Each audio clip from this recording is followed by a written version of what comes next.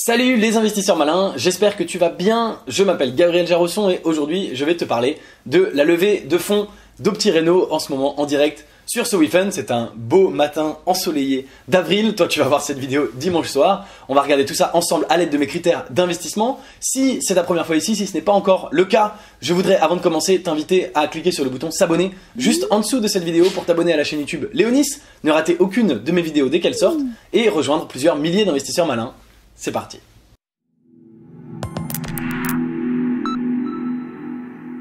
Je suis sur le site de SoWeFund, sur la levée de fonds d'Optireno.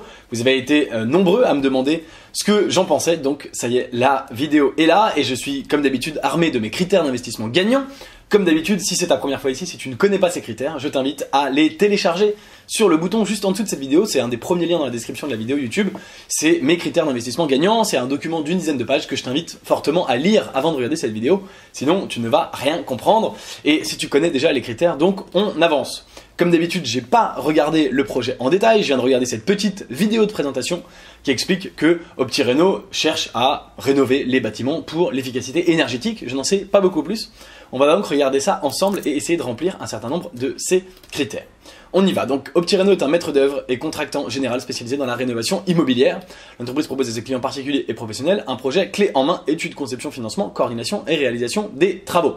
Donc, c'est un maître d'œuvre qui réalise des travaux. Alors, ça peut être soit, si j'ai bien compris, lors de construction, de nouvelles constructions, soit lors de donc rénovation, d'où le nom Optireno, évidemment, pour notamment donc l'efficacité énergétique. Donc ils ont 10 ans d'expérience, plus de 1000 chantiers via 9 agences françaises. Ils apportent une valeur maximale au client grâce à la maîtrise globale des métiers du bâtiment. Donc ils font tout de A à Z, ce qu'on a vu expliquer ici, voilà, études, conception, financement, coordination, machin. Une équipe ambitieuse et expérimentée qu'on va aller regarder. Alors on va tout de suite voir quels critères on peut ici, de quels critères on peut parler. Donc bien sûr il y a le critère du marché et c'est un critère important. Et c'est effectivement un très très bon marché dans lequel ils évoluent puisqu'il y a un nombre quasiment infini de bâtiments à rénover, à optimiser de façon énergétique et c'est quelque chose qui intéresse de plus en plus de monde. Il va y avoir probablement de plus en plus d'ailleurs d'incitations légales à le faire avec probablement des lois qui incitent à le faire, qui donnent des avantages fiscaux, etc. Voilà, il y a le plan de rénovation, le plan de rénovation énergétique des bâtiments 2018 qui dit que la France veut rénover l'ensemble du parc de bâtiments d'ici 2050. Donc il y a énormément de choses à faire, sachant qu'on en a fait probablement quelques pourcents, mais assez minuscules. Donc le marché est absolument gigantesque, ça, il n'y a pas de problème là-dessus. Et puis assez rapidement, on va voir aussi que, a priori, ils savent monétiser, puisqu'en fait, ils vendent cette opération. Donc ça, c'est un critère, tu as remarqué, qui nous pose rarement problème. Ici, à nouveau, on est dans une évidence, ils savent tout à fait comment monétiser leur travail, d'accord? On ira voir l'équipe tout à l'heure, on a déjà passé, c'était plus haut. Le concept, le guichet unique de la rénovation, rénover, agrandir, aménager, l'équipe travaux d'Optireno. Certifié NH Habitat, d'accord. Une approche globale du métier du bâtiment, donc ils peuvent rénover, agrandir, aménager et isoler. Très bien, donc a priori c'est pas très scalable, puisque à chaque fois qu'ils font des travaux, eh bien, à chaque fois qu'ils font des chantiers, eh bien, ils doivent envoyer sur place des collaborateurs qui s'occupent de effectivement faire le chantier en lui-même. Donc on n'est pas du tout dans des effets d'échelle. Et donc je vais venir bien sûr ici mettre ce point négatif en ce qui concerne les effets d'échelle. Optireno propose à ses clients une offre unique et complète, comprenant la découverte des besoins du client, conception du projet, maîtrise d'œuvre et contractuel général. L'entreprise réalise un projet conforme aux attentes du client. Donc l'avantage bien sûr c'est que c'est tout en un et c'est pas quelqu'un qui va faire l'étude, puis quelqu'un qui va faire les plans, genre un architecte, puis quelqu'un d'autre qui va faire les travaux et tu peux avoir un problème de communication, etc. Là c'est un seul intermédiaire, ce qui est évidemment très intéressant pour le client. Donc il y a d'abord une évaluation, étude de faisabilité, etc., enveloppe budgétaire, puis il y a une modélisation 3D. Et donc il parlait dans la vidéo du fait qu'ils avaient leur propre ERP et qu'ils modélisaient tout en 3D avant de faire les travaux, d'accord. Et puis garantit la réalisation des travaux, d'accord. Donc ils sont aujourd'hui dans 9 agences et ils veulent ouvrir 10 agences de plus, donc on est vraiment sur du non scalable, bon, d'accord.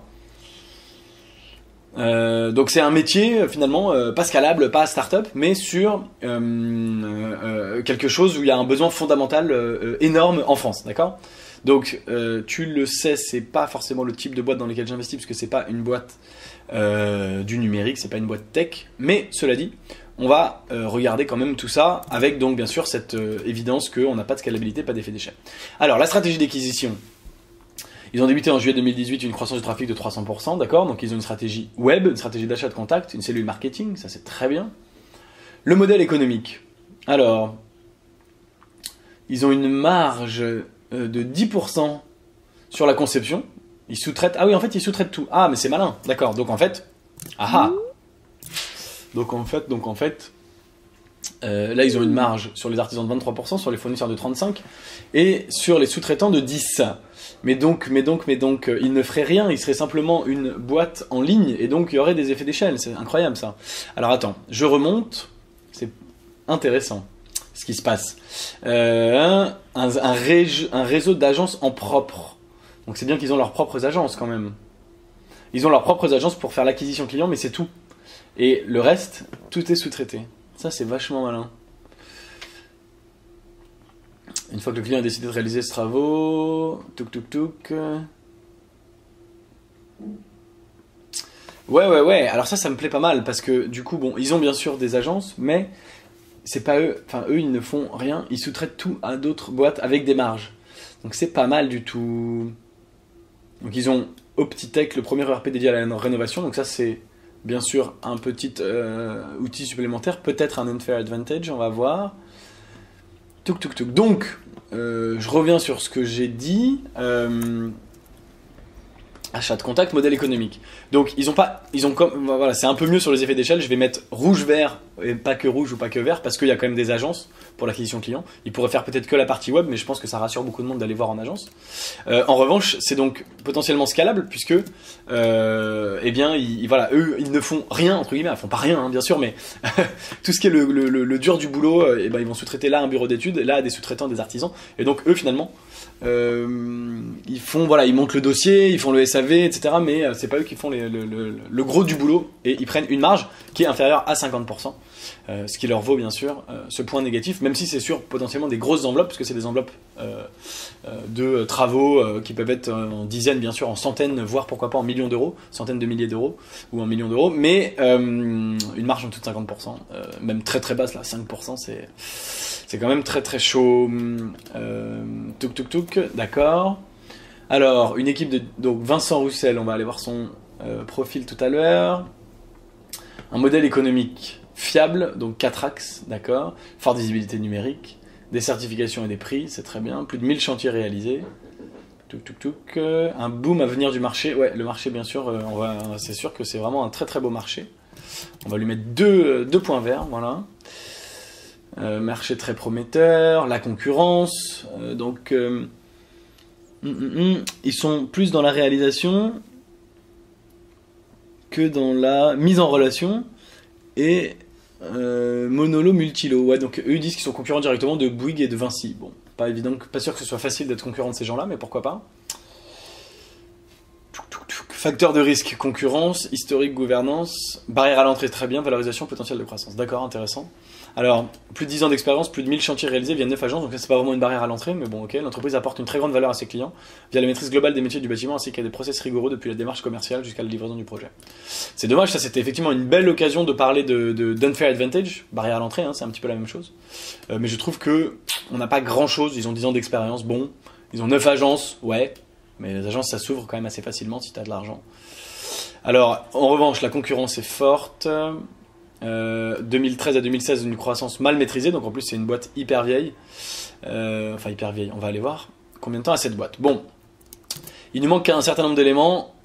On va aller voir la valo et l'équipe déjà, comme ça on en saura un peu plus. Alors, Vincent Roussel, ah bah il n'a pas de LinkedIn. Alors on va aller voir Damien Judo, le DG.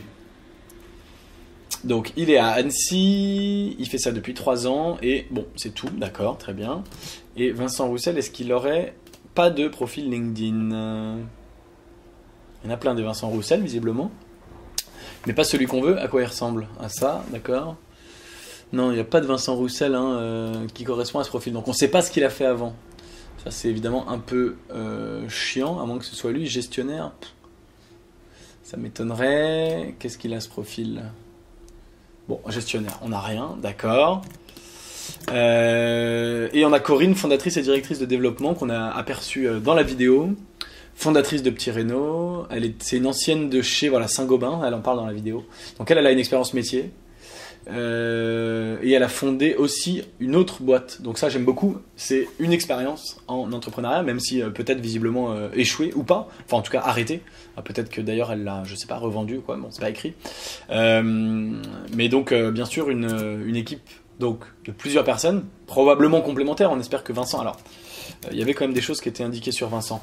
Polytechnique, double MBA à Stanford. Vincent Roussel a une carrière de consultant, dirigeant d'entreprise, investisseur, business angel, carrière de plus de 40 ans, dans laquelle il a développé de précieuses expertises du conseil en stratégie d'entreprise. Il est graduellement impliqué dans Opti Reno comme investisseur depuis 2014, acteur de la gouvernance et président. D'accord. Donc quelqu'un de très, visiblement quand même assez expérimenté.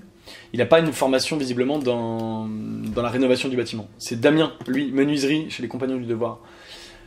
Évolue depuis près de 20 ans dans le milieu du bâtiment, d'accord. Donc on a vraiment une équipe expérimentée. On a ici un business angel, ici quelqu'un de vraiment spécialiste du bâtiment, et Corinne qui est spécialiste aussi du bâtiment, mais d'une autre façon, avec une expérience entrepreneuriale, qui vient de chez Saint-Gobain. Donc une très bonne équipe, hop, à qui on va donner ce beau point vert. Alors, qu'est-ce qu'il nous reste à voir? Alors, j'aimerais bien quand même revenir sur l'ERP pour voir si c'est un vrai unfair advantage.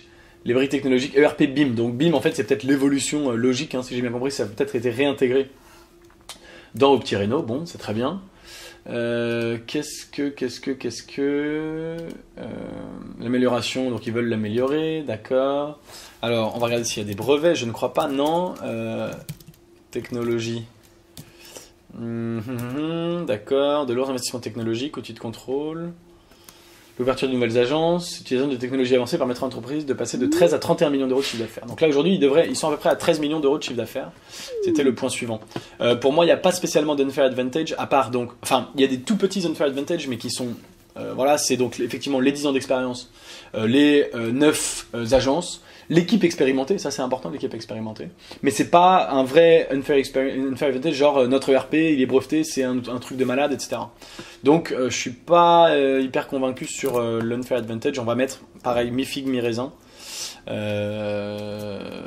Bof. Le RP moi pourrait peut-être être bon.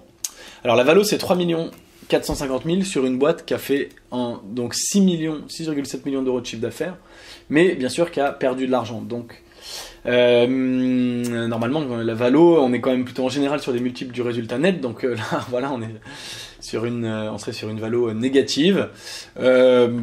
Compte tenu du potentiel de chiffre d'affaires envisagé, 13 millions, 21 millions, 30 millions, oui on peut dire que la valo est fair. Après étant donné que c'est pas une boîte technologique, que en plus le capital a l'air vachement dilué, c'est très difficile de se prononcer là-dessus parce que c'est plus des valos du coup plus classiques, plus industriels et pas start-up. Mais du coup, les valos plus classiques, c'est en général, encore une fois, des multiples ici, et donc c'est 3 450 000 trop cher, parce que la valo, ça devrait être 0. Évidemment, on peut pas faire une valo 0. Évidemment, il y a plein de boîtes qui lèvent de l'argent quand elles perdent de l'argent. Donc je le reconnais, assez compliqué pour moi de comment on appelle ça, de m'exprimer ici, de donner mon avis. Je vais quand même mettre un point négatif, puisque voilà, je pense qu'ils auraient pu mettre une valo du coup plus basse, étant donné qu'ils perdent de l'argent. Ils auraient pu mettre une valo à 2 millions, à 1,5 million, à je ne sais quoi. C'est bien sûr pour pas trop se diluer. À la fois, le capital est déjà bien ouvert, dont ce fonds d'investissement qui a 43%, ce qui est quand même plutôt une mauvaise nouvelle, je pense. Je ne sais pas ce que ce fonds d'investissement Aster fait. On va aller regarder qui est ce fonds, peut-être. C'est important. Venture Hub for Energized Entrepreneurs. D'accord. Ça existe en français? Non. Qu'est-ce qu'ils ont dans leur portfolio? Tiens, on va aller voir, c'est intéressant. Il y a des choses qu'on connaît. Pas du tout. Alors ceux qui sont en rouge, c'est ceux qui sont peut-être déjà morts. Ils ont Docker, si quand même. Extraordinaire. Uber, ah bah dis donc, Airbnb, d'accord. Bon bah c'est bien. Équateur, tiens. D'accord, tu les reconnais peut-être. On a entendu parler d'eux. Alors les rouges par contre ça doit être les... Ouais. Mais ils ont Uber, bah dis donc, c'est sympa d'avoir Uber dans ton portfolio. Ok, Aster. Bon bah écoute, je sais pas. Et ah oui, ils sont français, hein. D'accord. Bah très bien. Très bien. Donc ils ont ce fonds-là qui a 43%, ce qui est quand même vraiment énorme. Mais bon, ouais. Ce qui est vraiment énorme. Et on ne sait pas pourquoi, par exemple, ils viennent pas réinvestir. Peut-être qu'ils réinvestissent et que c'est écrit quelque part. Je ne sais pas. On va regarder si je tape Aster. Ouais, non, Master. Alors, en parallèle de cette nécessaire restriction, l'investisseur principal Aster Capital a renforcé sa part du capital, son implication dans la gouvernance. Donc ils ont renforcé déjà, en fait, dernièrement. Mais donc ils veulent peut-être pas remettre là-dessus. Bon, d'accord. Ok, donc c'est une boîte un peu... Qu'est-ce qui nous reste? On en a oublié un. Ouais, c'est l'attraction. Bon, le chiffre d'affaires est pas fou. Ils existent depuis 10 ans et ils font donc 6 millions d'euros de chiffre d'affaires. Bon, enfin, si c'est bien, mais comme d'habitude, c'est du... J'aimerais bien avoir en fait, les résultats financiers des années d'avant, quoi. J'ai comme l'impression que... on va aller voir... Ouais, allez, 2017, 2016, 2017. Voilà. J'ai comme l'impression que ils n'ont pas fait beaucoup de chiffre d'affaires ces dernières années, qu'ils ont pas mal stagné, mais que tout d'un coup, quand on va investir, ils vont passer de 6 à 20 millions d'un coup, quoi, tu vois. Comme par hasard. Alors, cela dit... Ouais, 6 millions 8. Est-ce qu'on a...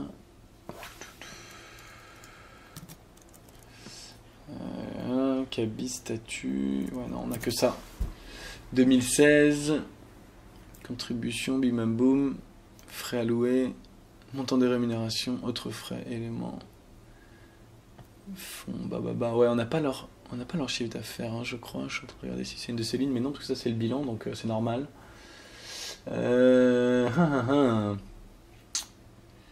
Ok, donc ouais, mais ils ont donc visiblement 6 millions au bilan depuis quelques années. Ouais, bon, là 5 millions.